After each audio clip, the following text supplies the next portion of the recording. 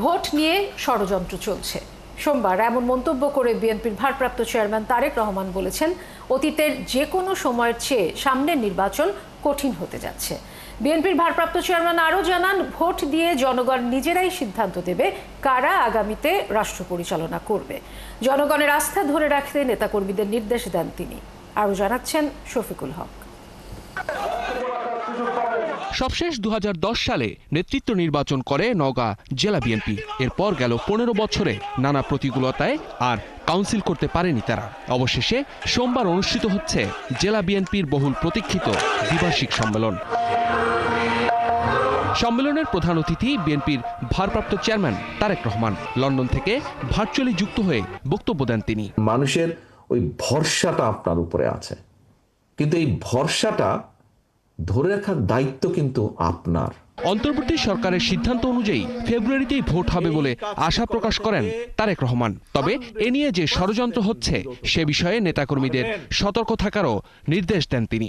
বিএনপির যে পরিকল্পনা দেশকে সামনে এগিয়ে নিয়ে যাওয়ার, এই পরিকল্পনা যাতে বাস্তবায়িত না হতে পারে, একই সাথে দেশ যাতে গণতান্ত্রিক অবস্থায় ফিরে আসতে না পারে, মানুষের ভোটের অধিকার যাতে বাস্তবায়িত হতে না পারে, সেইটাকেও ভুন্ডল করে দেওয়ার জন্য কিন্তু বিভিন্ন জায়গায় ষড়যন্ত্র চলছে, ষড়যন্ত্র শুরু হয়েছে।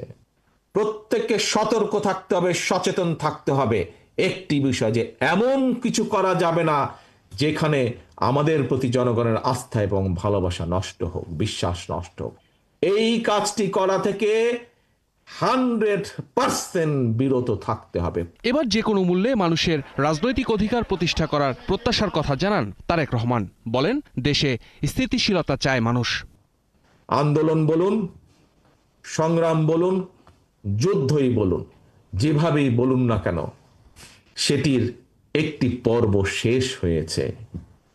এখন দ্বিতীয় পর্ব শুরুর পালা। এই দেশের 20 কোটি জনগণের অধিকাংশ জনগণ যেভাবে মনে করবে, দেশ সেভাবেই পরিচালিত হবে। জনগণের রাজনৈতিক প্রয়োগের প্রধান হাতিয়ার কি হচ্ছে, প্রধান উপায় কি হচ্ছে? ভোটের মাধ্যমে তার অধিকার প্রয়োগ করা, এবং ভোটের মাধ্যমে জনগণ জানান দিয়ে দেয়, ভোটের মাধ্যমে জনগণ সিদ্ধান্ত দিয়ে যায় যে জনগণের এই দেশ কারা পরিচালনা করবে একটি নির্দিষ্ট সময় পর্যন্ত। সুসময়ে অনেকেই সুবিধা নিতে আসবে মন্তব্য করে তাদের বিষয়ে নেতাকর্মীদের সতর্ক থাকার নির্দেশ দেন তারেক রহমান। বলেন, ষড়যন্ত্র ঠেকাতে নেতাকর্মীদের ঐক্যবদ্ধ থাকতে হবে। এই ঘুঘুরা যাতে আসতে না পারে, এই দলের স্বার্থকে নিজের স্বার্থে ব্যবহার করার জন্য সুযোগ না পায়, এই খেয়াল আপনাদেরকে রাখতে হবে। পারবেন? শফিকুল হক, ৭১। এই ঘুঘুদেরকে দূরে রাখতে। কিছুক্ষণ আগে নির্বাচন কমিশনে আরপিও সংশোধনের সভার শেষে সাংবাদিকদের সামনে কথা বলেছেন নির্বাচন কমিশন সচিব। আমরা সেই প্রসঙ্গে জানব। আমাদের সহকর্মী ফারজানা আক্তার সরাসরি যুক্ত হচ্ছেন আমাদের সঙ্গে। ফারজানা, এই বৈঠকের বিষয়ে সচিব যেটি বলেছেন যে সংশোধনীগুলো আসলে এসেছে বা সিদ্ধান্ত নেওয়া হয়েছে, সেগুলো যদি আমাদেরকে একটু জানান। গত বৃহস্পতিবার আরপিও সংশোধনী নিয়ে যে নির্বাচন কমিশন সভা ছিল, সেই সভা মুলতবি করা হয় এবং সেই সভার বাকি অংশ আজ অনুষ্ঠিত হয় এবং আজ আসলে বেশ কিছু গুরুত্বপূর্ণ বিষয় সেই সভায় চূড়ান্ত হয়েছে। এবং কিছুক্ষণ আগে নির্বাচন কমিশনার সানাউল্লাহ ব্রিফ করেছেন এবং তিনি আমাদের যেমনটি জানিয়েছেন যে নতুন যে বিধানগুলো যুক্ত হয়েছে তার মধ্যে রয়েছে আইন প্রয়োগকারী সংস্থার সংজ্ঞায় সেনাবাহিনী, নৌবাহিনী এবং কোস্ট গার্ডকে অন্তর্ভুক্ত করা হয়েছে এবং নির্বাচন কর্মকর্তাদের অবহেলাজনিত শাস্তি ডিফাইন করা হয়েছে। অর্থাৎ 3 কর্মদিবসের মধ্যে প্রাথমিকভাবে তদন্ত করে যদি তাদের সেই অভিযোগ প্রমাণিত হয় তাহলে পরবর্তীতে ব্যবস্থা নিতে হবে, এমন একটি নিয়ম যুক্ত করা হয়েছে। পাশাপাশি আমরা যেমনটি জেনেছিলাম এর আগে যে ইভিএম আসলে বিলুপ্ত করা হয়েছে, সেক্ষেত্রে আরপিওতে ইভিএম সম্পর্কিত যে বিধানগুলো রয়েছিল সেগুলো বাতিল করা হয়েছে। অর্থাৎ ইভিএম বলা যায় যে পুরোপুরি আসলে বিলুপ্ত করা হলো নির্বাচন থেকে। এবং এবার যেটি সবচেয়ে গুরুত্বপূর্ণ বিষয় বলা হচ্ছে সেটি হচ্ছে না ভোটের বিধান যুক্ত করা হয়েছে। অর্থাৎ আবারও কিন্তু না ভোটের সেই বিধান যুক্ত হবে এবার আগামী ত্রয়োদশ জাতীয় সংসদ নির্বাচন। এবং আরেকটি গুরুত্বপূর্ণ বিষয় যেটি হচ্ছে, আমরা এতদিন দেখেছি যে আসলে কোন একটি আসনে যদি একজন প্রার্থী থাকে, অর্থাৎ তার বিরুদ্ধে যদি কোনো প্রতিদ্বন্দ্বী প্রার্থী না থাকে, তাকে আসলে বিজয়ী ঘোষণা করা হতো। তবে এবার আর সেটি হবে না। সেক্ষেত্রে একজন প্রার্থী থাকলেও তাকে না ভোটের বিরুদ্ধে লড়তে হবে, অর্থাৎ তাকে ভোটে যেতে হবে তার প্রতিদ্বন্দ্বী প্রার্থী না থাকলেও। এবং সেখানে যদি না ভোট বেশি পড়ে তাহলে তিনি নির্বাচিত হবেন না, বা না ভোটের অপরিতে যদি তার পক্ষে বেশি ভোট পড়ে তাহলে তিনি নির্বাচিত হবেন। পাশাপাশি আরেকটি বিষয় যেটি আসলে নির্বাচন কমিশনের বিটের রিপোর্টারদের পক্ষ থেকে এবং সে সাংবাদিকদের পক্ষ থেকে নির্বাচন কমিশনকে বলা হয়েছিল যে সংবাদকর্মীদের কেন্দ্রে প্রবেশের বিধান যাতে রাখা হয়। এবং আমরা সেটি দেখেছিলাম আউয়াল কমিশনে কিন্তু সাংবাদিকদের সেই যে স্বাধীনতা সেটি হরণ করা হয়েছিল, অর্থাৎ সেই স্বাধীনতা ছিল না। তবে এই নাসিরউদ্দিন কমিশন কিন্তু আবারও সেই নিয়ম চালু করলো, সংবাদকর্মীরা আসলে কেন্দ্রে প্রবেশ করতে পারবেন, কেন্দ্রে প্রবেশ করে সংবাদ সংগ্রহ করতে পারবেন। এবং আরেকটি বড় বিষয় যদি বলি সেটি হচ্ছে নির্বাচন কমিশনের গতবার আউয়াল কমিশনে আমরা দেখেছিলাম ভোট বাতিল করার যে বিধান বা ভোট বাতিলের যে ক্ষমতা সেটি সংকুচিত করা হয়েছিল, অর্থাৎ চাইলেই পুরো নির্বাচন বাতিল করতে পারতো না বা চাইলেই পুরো ফলাফল বাতিল করতে পারতো না। একটি কেন্দ্রের ভোট বাতিল করতে পারতো কোনো অনিয়ম দেখলে, বা একটি কেন্দ্রের ফলাফল বাতিল করতে পারতো। তবে এবার নির্বাচন কমিশনের সেই ক্ষমতাকে বৃদ্ধি করা হয়েছে, অর্থাৎ নির্বাচন কমিশন চাইলে কোনো একটি কেন্দ্রের নির্বাচন বা পুরো নির্বাচনকে বাতিল করতে পারবে, বা কোনো একটি ফলাফল, একটি কেন্দ্রের ফলাফল বা পুরো ফলাফলকে বাতিল করতে পারবে। এবং আরেকটি বিষয় যেটি ছিল যে ভোট সমান হলে লটারি করে যে জিতবে সে নির্বাচিত হবে এমপি। তবে এবার সেই বিধান বিলোপ করা হয়েছে, ভোট সমান হলে লটারি না করে পুনরায় ভোট গ্রহণ করা হবে, কারণ নির্বাচন কমিশন বলছেন যে একজন এমপি আসলে লটারির মাধ্যমে নির্বাচিত হতে পারবেন না। এবং পাশাপাশি আরেকটি বিষয় যেটি বলেছে যে ডিজিটাল বিলবোর্ড ছাড়া কোনো ধরনের আলোকসজ্জা করা যাবে না। এবং পুলিশ প্রশাসনের বদলিতে আমরা দেখেছি নির্বাচন কমিশন সিদ্ধান্ত নিত, তবে সেক্ষেত্রে ইসির পাশাপাশি সংশ্লিষ্ট বিভাগের ডিআইজিদের এবার অন্তর্ভুক্ত করা হয়েছে। পাশাপাশি আমরা বৃহস্পতিবারও যেমনটি জানাচ্ছিলাম খবরে যে এআই এর অপব্যবহারের বিরুদ্ধে কিন্তু বিধান যুক্ত হতে যাচ্ছে, এবং আজ সেই বিধান যুক্ত করা হয়েছে। এআই ব্যবহার করে যদি কোনো কেউ সেটি কোনো প্রার্থী হতে পারে, সংবাদকর্মী হতে পারে, বা যে কেউ যদি এআই ব্যবহার করে কোনো ধরনের অপতথ্য চালায় তাহলে তার বিরুদ্ধে এই ব্যবস্থা নেওয়ার বিধান যুক্ত হয়েছে। পাশাপাশি আরেকটি বিষয়ে সেটি হচ্ছে কোনো রাজনৈতিক দলের কার্যক্রম স্থগিত বা নিষিদ্ধ হলে যে করণীয়, সেই করণীয় কিন্তু এতদিন স্পষ্ট ছিল না। এবং আমরা দেখেছি কিছুদিন আগে যে আওয়ামী লীগের যে রাজনৈতিক দলের নিবন্ধন স্থগিত করা হয়েছিল সেটি নিয়ে কিন্তু বেশ তর্ক বিতর্ক চলছিল। এবং নির্বাচন কমিশন সেক্ষেত্রে বলছে যে নির্বাচন কমিশন যদি একটি দলের নিবন্ধন যদি বাতিল করতে পারে সেক্ষেত্রে স্থগিত নির্বাচন কমিশন করতে পারে। এই বিধানটি আসলে এই আরপিওতে যুক্ত করা হয়েছে। মাহবুব, এই ছিল আমার কাছ থেকে এখান থেকে সব শেষ। অনেক ধন্যবাদ ফারজানা আক্তার যুক্ত হবার জন্য নির্বাচন কমিশন থেকে। সহকর্মী ফারজানা আক্তার বলছিলেন আরপিও সংশোধনের বিষয়ে যে সিদ্ধান্তগুলো এসেছে সেই সিদ্ধান্তগুলো বিস্তারিতভাবে। কিভাবে বাস্তবায়ন হতে পারে জুলাই জাতীয় সনদ? আইনবিদদের পরামর্শ, এ নিয়ে করা যেতে পারে গণভোট। একই সঙ্গে অন্তর্বর্তী সরকার গঠনের মতো সনদ নিয়েও নেওয়া যেতে পারে আপিল বিভাগের মতামত। অধ্যাদেশ জারিরও প্রস্তাব এসেছে। ঐক্যমত্য কমিশনের কাছে এমনই অভিমত দিয়েছেন বিশেষজ্ঞরা। ফরহাদ ইবনে মালিকের প্রতিবেদন। 5 মিনিট সময় আছে, অনুগ্রহ করে এই 5 মিনিট। 2 পর্যায়ে জুলাই জাতীয় সনদ বাস্তবায়নে ঐকমত্য কমিশনের 67 দিনের আলোচনায় গুরুত্বপূর্ণ কয়েকটি বিষয়ে নোট অফ ডিসেন্ট দিয়েছে রাজনৈতিক দলগুলো। ঝুলে আছে এর বাস্তবায়ন পদ্ধতি এবং আইনি ভিত্তির বিষয়টিও। কয়েকটি দলের পরামর্শ ছিল গণভোট করার, আবার কেউ কেউ অধ্যাদেশ জারির কথাও বলেছে কমিশনের আলোচনায়। এমনকি শুধুই গেজেট করার প্রস্তাব দেয় একাধিক দল। সুরাহা করতে না পেরে তাই কমিশন শরণাপন্ন হয়েছে বিশেষজ্ঞদের। প্রায় 3.5 ঘন্টার আলোচনায় 6 জন আইনবিদ বিভিন্ন উপায় বাতলে দেন। আপনি আইনগতভাবে সবচেয়ে ভালো সমাধানের কথা বলেন, গণভোট একটা সবচেয়ে ভালো সমাধান।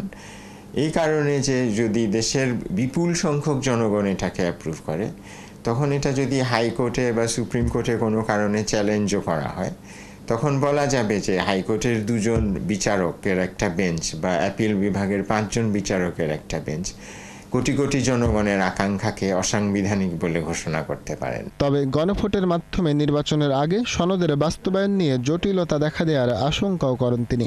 গণভোটের যে আপনার সমস্যার কথাও আলাপে এসছে, যে এটা তো একটা বড় চ্যালেঞ্জ হবে। এই সময়ে আমরা ফেব্রুয়ারিতে নির্বাচনের কথা চিন্তা করছি, তার আগে এই গণভোট করা। আর গণভোটের জিনিসটা হলো যে সবগুলো দল যদি জিনিসটাকে ওন না করে, তখন এই গণভোটটা একটা হয়তো হিতে বিপরীত হয়ে যেতে পারে। অনেক নোট অফ ডিসেন্ট আছে। হ্যাঁ, তো এখন মাঠ পর্যায়ে এটা প্রপারলি মোবিলাইজেশন না হলে গণভোটের ফলাফল কেমন হবে সেটা তো একটা রিস্ক থেকেই যায়। ঐকমত্য কমিশন বলছে চূড়ান্ত সিদ্ধান্তে আসতে আরও কয়েকজনের পরামর্শ নেবেন তারা। দুটো বিষয়ে আমরা বিশেষজ্ঞদের মতামত দিচ্ছি। এটা আইনি ভিত্তি দেওয়া যাবে কিভাবে, আর এটা বাস্তবায়িত হবে কিভাবে। আরো কয়েকজনের সাথে আলাপ করার আমরা সময় নির্ধারণ করার চেষ্টা করছি এই কয়েকদিনের মধ্যেই, এই সপ্তাহের মধ্যেই। 15ই আগস্টের মধ্যে জুলাই সনদ প্রকাশের বাধ্যবাধকতা রয়েছে। এই দিনে মেয়াদ শেষ হবে জাতীয় ঐকমত্য কমিশনের। ফরহাদ ইবনে মালিক, ৭১, ঢাকা। গণ অভ্যুত্থানের সময়ের চেয়ে এবছরের জুলাইয়ে অন্তর্বর্তী সরকারের জনপ্রিয়তা কমেছে। গবেষণা প্রতিষ্ঠান বিআইজিডির জরিপ বলছে গত বছর ৭৫% মানুষ ডক্টর ইউনূসের সরকারের প্রতি সন্তুষ্ট থাকলেও এবছর তা ১২% কমেছে। ৫১% মানুষ সংস্কারের পর নির্বাচন চায়। আর আসন ভিত্তিক জরিপের ফলে ভোটের লড়াইয়ে এগিয়ে আছে বিএনপি। আরও জানাচ্ছেন পার্থ সঞ্জয়। এবং সংস্কার বিষয়ে মানুষ কি ভাবছেন। BRAC institute of governance and development বিআইজিডির এই জরিপে নানা বয়সী ৫,৪৮৯ জন নারী পুরুষ অংশ নেন। ফলাফল উপস্থাপন করেন প্রতিষ্ঠানটির ফেলো অব প্র্যাকটিস সাইদা সেলিনা আজিজ। জরিপে বলা হয় গণঅভ্যুত্থানের পরপরই ৭৫% মানুষ অন্তর্বর্তী সরকারের কার্যক্রমে সন্তুষ্টি প্রকাশ করলেও ২৫শে জুলাইয়ে তা ১২% কমেছে। ৭৫% স্কোর দিতে মানুষ রাজি ছিলেন, যেটা অক্টোবরে একটু কমেছে, জুলাইতে কমেছে। তার মানে গত আগস্ট থেকে এখন জুলাই পর্যন্ত এই 11 মাসে প্রায় 12% সরকারের স্কোরটা কমে এসেছে। জরিপ অনুযায়ী পুরোপুরি সংস্কার শেষে নির্বাচন চায় ৫১% মানুষ। আপনারা সংস্কার নিয়ে কি ভাবছেন? আমরা দেখছি সবচেয়ে বড় যে গ্রুপটা যারা বলছেন যে ভালো মতো সংস্কার করে তারপর নির্বাচন, ৫১% মানুষ। আরো একদল বলছেন যে 17% বলছেন কিছু জরুরি সংস্কার করে নির্বাচন দেওয়া উচিত। ৩৮% মানুষ বলছেন তাদের এলাকায় বিএনপি জিতবেন, 13% বলছেন তাদের এলাকায় জামায়াতে ইসলাম জিতবেন, 7% বলছেন আওয়ামী লীগের প্রার্থী জিতবেন এবং 1% বলছেন এনসিপি জিতবেন। তবে একটা বড় অংশ, যা প্রায় ৪৮%, যারা নির্বাচনে ভোট দেয়া নিয়ে সিদ্ধান্তহীনতায় ভুগছে। এর কারণ হিসেবে আলোচকরা বলছেন মানুষ রাজনৈতিক দলগুলোকে বিশ্বাস করতে পারছে না। বাংলাদেশের মানুষ রাজনৈতিক ক্লাসকে ইন জেনারেল পলিটিক্যাল এলিটদের বিশ্বাস করে না। ট্রাস্ট ডেফিসিট আছে, অ্যাবসলিউট ট্রাস্ট ডেফিসিট। তারা ভালো করেই জানে নির্বাচন হয়ে গেলে একবার আর সংস্কার নিয়ে কোনো কথাবার্তা হবে না। আমি আনসার্টেন, আমি জানি না কি হবে এবং আমি ট্রাস্টও করতে পারতেছি না পলিটিক্যাল পার্টিকে। আবার এট দ্য সেম টাইম এই গভর্নমেন্ট বা এই সরকার যেভাবে কাজ করছে সেটাও আমাকে কমপ্লিটলি স্যাটিসফ্যাকশন দিতে পারছে। আর তরুণদের দল এনসিপির ভবিষ্যৎ ভালো বলেও মনে করেন ৩৭% মানুষ। তাদের জুলাই আন্দোলনের নেতৃত্ব তাদেরকে এক ধরনের লেজিটিমেসি দিচ্ছে। এছাড়া বর্তমানে ৮০% মানুষ উচ্ছৃঙ্খল মানুষের কর্মকাণ্ড বা মব সহিংসতা নিয়ে উদ্বিগ্ন। বহুবিধ সমস্যায় এই সরকার জর্জরিত মনে করলেও আবার ৭০% মানুষ মনে করেন অন্তর্বর্তী সরকার সুষ্ঠু নির্বাচন করতে পারবে। পার্থ সঞ্জয়, ৭১, ঢাকা। বর্তমানে আইনশৃঙ্খলা পরিস্থিতি যেরকম আছে তা দিয়েই সুষ্ঠু নির্বাচন সম্ভব বলে মন্তব্য করেছেন স্বরাষ্ট্র উপদেষ্টা জাহাঙ্গীর আলম চৌধুরী। সোমবার তিনি জানান নির্বাচন অবাধ ও সুষ্ঠু করতে বাড়তি পুলিশ সদস্যের পাশাপাশি মাঠে দায়িত্ব পালন করবে ৮০,০০০ সেনা সদস্য। আরও জানাচ্ছেন সাজিদ সরকার। জাতীয় সংসদ নির্বাচনের প্রস্তুতি নিতে জোরে সোরে মাঠে নেমেছে স্বরাষ্ট্র মন্ত্রণালয়। এদিন কেরানীগঞ্জে সম্ভাব্য একটি ভোটকেন্দ্র পরিদর্শন করেন স্বরাষ্ট্র উপদেষ্টা। এবারের নির্বাচনে বিপুল পরিমাণ তরুণ ভোটার থাকবে জানিয়ে উপদেষ্টা বলেন তাদের জন্য থাকছে আলাদা বুথ। পুলিশ সদস্যের পাশাপাশি মাঠে থাকবে ৮০,০০০ সেনা সদস্য। মোতায়েন করা হবে অন্যান্য সশস্ত্র বাহিনীর সদস্যরা সহ বিজিবিকেও। এবার আমরা প্রায় ৮০,০০০-এর উপরে সেনাবাহিনী নিয়োগ করব, নৌবাহিনী নিয়োগ করব, সেনাবাহিনী নিয়োগ করব, বিজিবি নিয়োগ করবে এবং র্যাব এবং অন্যান্য বাহিনীতে থাকবে। আইন শৃঙ্খলা বাহিনী পর্যাপ্ত পরিমাণ থাকবে। বাট আমি একটা কথা বলছি যে আপনাকে আগে নির্বাচনটা সুস্থভাবে সবচেয়ে হেল্পফুলভাবে করার সাহায্য করতে পারে হলো যারা নির্বাচনে অংশগ্রহণ করে তারা এবং আপনারা। তিনি আরও বলেন, বর্তমানে আইন শৃঙ্খলা পরিস্থিতি যেরকম আছে তা দিয়েই সুষ্ঠু নির্বাচন করা সম্ভব। আইন শৃঙ্খলার পরিস্থিতি খুব ভালো ছিল, এরকম কোনো সময় রিপোর্ট দেখছেন? এই আমার ভাইরা যারা আছে বয়স্ক, এরা কেউ দেখে না।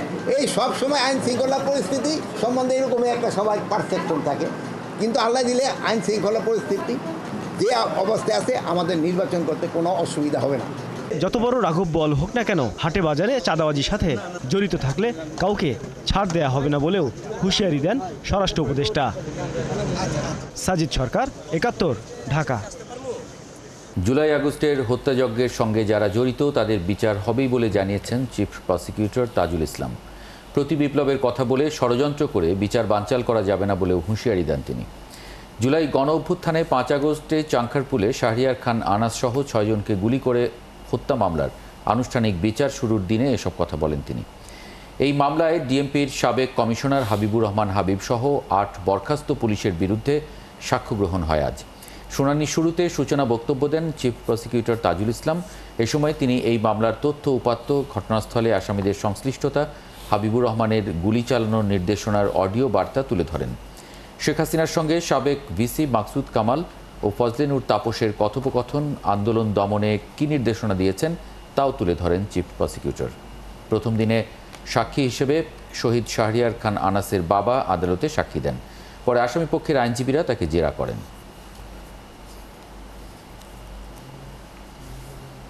যারা মনে করেছিলেন পরবর্তীতে প্রতিবিপ্লব ঘটাবেন অথবা অন্য কোনোভাবে এই বিচারটাকে বানচাল করার চেষ্টা করা যাবে, তাদের জন্য ক্লিয়ার মেসেজ, যারা অপরাধ করেছেন তারা কেউ ছাড় পাবেন না। বিচারের প্রক্রিয়া কোনো অবস্থাতেই বন্ধ হবে না।